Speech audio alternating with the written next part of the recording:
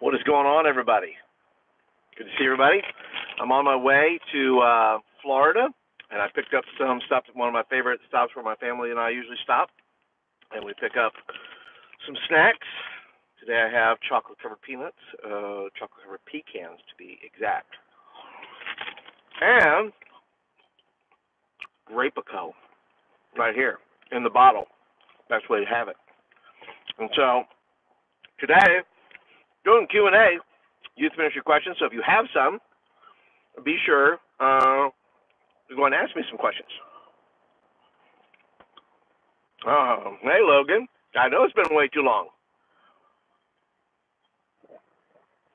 but that's okay.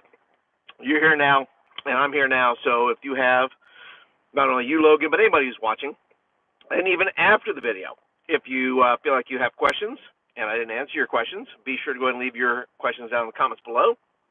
And yeah, so that's where we're going to go. I'm about to hit the stretch of road that is probably the longest and the most boring stretch of road between Birmingham and Vero Beach. And so I thought this would be the good time to go ahead and jump in and do some Q&A. And we're off. So hit me with those questions. I'm going to start off with, I was talking with my coaching group last night. And by the way, if you are interested in any kind of youth ministry or ministry coaching, I have, I'll put a link down in the description later, but the fall semester is about to start, and would love for you to be a part of that. So we meet twice a month and talk over youth ministry subjects and work with systems and all that kind of good stuff. All right, and we're off. So, we're talking last night, and I brought up the subject of R.J. Hampton, who is a basketball player, NBA player. Oh, he's not an NBA player yet, but he graduated, and this is not necessarily new per se, but this is, fix this here. I want to shake it all over the place, if I can help it. But he graduated from high school and has decided to go over to New Zealand and to play basketball with the New Zealand Lakers. And I thought, this young man who just graduated from high school is going to jump off and go to New Zealand to play basketball because he wanted to be a professional basketball player. He didn't want 4 years of college to tell him what he already knew he wanted to do.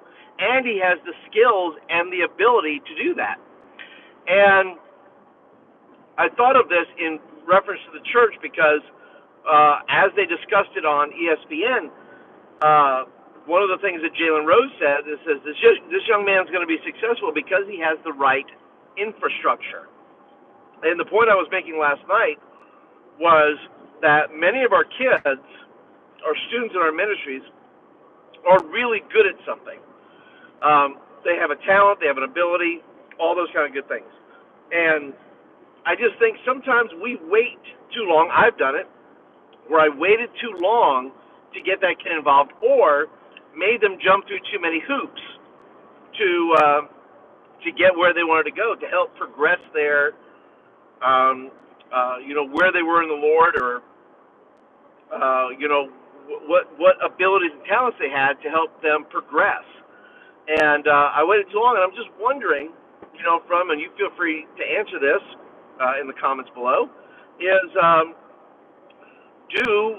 we as youth pastors, do we need to expedite the system a little bit? Now, I'm not saying shortcuts, and I'm not saying that you should allow kids who don't know the Lord or things like that.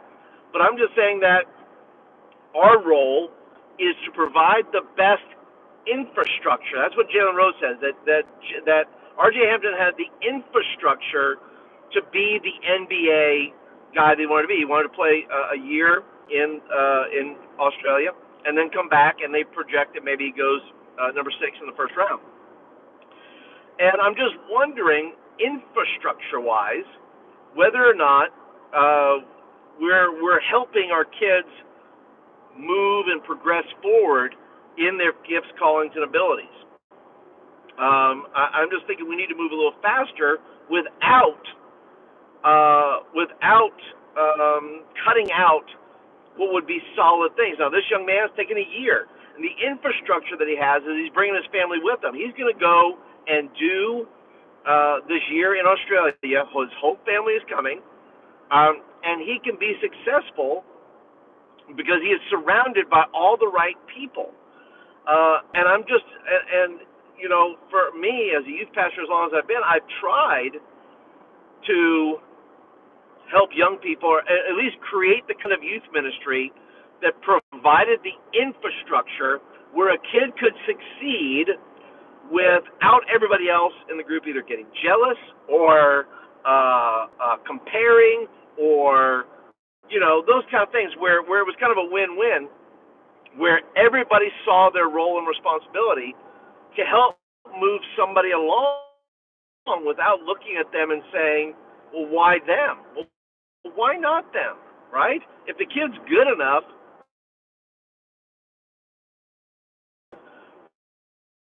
and even now I try to do that with students who were for me, used to lead worship, and I saw online where somebody was asking myself, well, you know, this is a good opportunity for her. This is, why not? Let's move that along.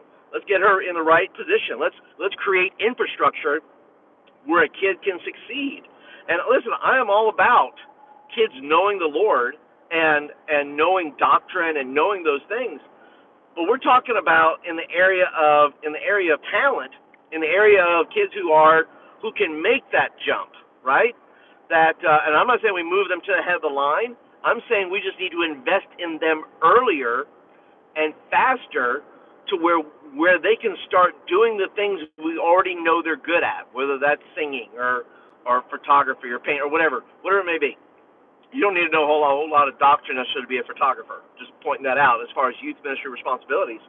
But the infrastructure, part of that infrastructure is us, right? We play a part in that. The family, their family plays unbelievably, they are the main infrastructure.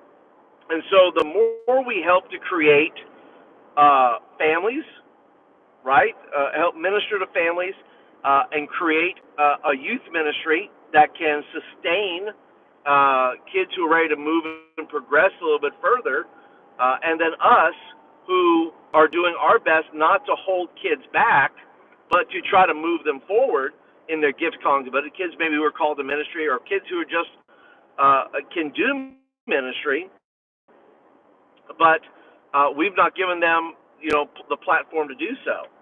So those are just some thoughts that I had on that, and you feel free to share with me in the comments below. Would you say that your youth ministry has the infrastructure, right? And what does that infrastructure include? I'll share a couple of ideas that I think are important. Number one, do you have a follow-up strategy for kids who know the Lord, right?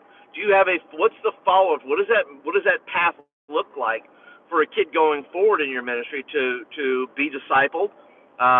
You know, and whether that's classes or whether that's small group or whether that's whatever, you know, that's one element of infrastructure. There's the conversations we have, which are another element of structure. There's what the church does, which is another element of structure. And then there's opportunities, right? How much opportunity do we give a kid, which would be another element of structure, right? There's support, there's love, there's giving kids, you know, those, you will say, Paul, it's not fair. Why should this kid have all the advantages? Well, that kid may be putting their heart, soul, and life into this whole thing, and a whole bunch of kids are not. And, you know, was it fair that Jesus ministered to just Peter, James, and John a whole lot? When he separated them out to see miraculous things. I'm just saying that, you know, I think Jesus saw in Peter, James, and John some things maybe that he didn't see in other people, and he invested in them earlier and quickly to get them ready for what was next. And I'm just wondering, maybe we as youth pastors need to recognize that some kids in our group are going to be more mature, they're going to be more talented, they're going to be.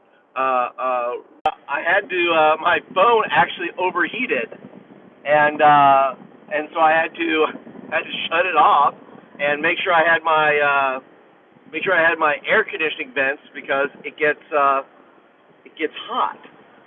Forgot about that. Sorry about that. I'll figure it out in post. I'll download it and maybe make this into 2 parts. But if you have questions, I would love to hear if you have any questions. And let me know if you don't have any questions, and that's okay too. But that's my thoughts. There is to ask the question whether or not you have sufficient infrastructure, and what are some important features of your infrastructure that are helping kids move along, progress, achieve, grow in a manner that is going to get them where God is calling them to go. And that's our role and responsibility, is to grow kids, to help them reach their potential, to know the Lord, to building, helping them build and their own internal infrastructure, right? This young man that was on TV, he seemed to have it all together in regards to, he was still a young man. He's not perfect, but he seemed like he had the right, set of social skills, the right set of things. And those are also infrastructure, right? That we're helping the kid have the right spiritual discipline so that, that they can, when they are challenged, when they are tested, to have the right spiritual infrastructure that can sustain their gift. And this happens in adults too. Adults don't have the right infrastructure because they either give in to temptation or screw up their lives or whatever they do, that there's a lack of infrastructure spiritually or socially or all those things combined that they keep people from achieving the things that they so desperately want to achieve. And too many kids, lose it early because they just didn't have the spiritual infrastructure to sustain their dreams and goals. And they gave in to things, or they made bad choices, or and we all do, by the way. It's not to say that a kid or anybody can't fulfill dreams and goals because they blow it or make a mistake. It's just that maybe a lot of adults that, like I know, who keep making those mistakes and who don't have the internal infrastructure to sustain them.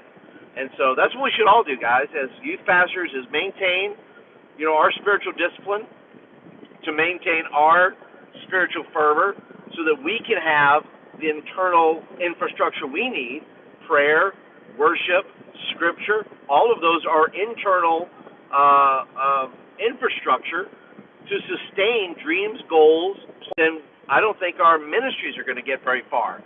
So I'll leave you with that today. And if you have any other questions, youth ministry questions, things like that, I'd be happy to help. You can, once again, hit me up in the comments down below. There'll be some links later on leading to a coaching ministry I have called The Ministry Mind. And we get together twice a month and talk about youth ministry issues and things. And so if you're interested in that, please let me know. All right, that's it for today, guys. I appreciate you guys hanging out. I'll try to get back with you another time, maybe sometime today, and share with you more on my trip to Florida here. So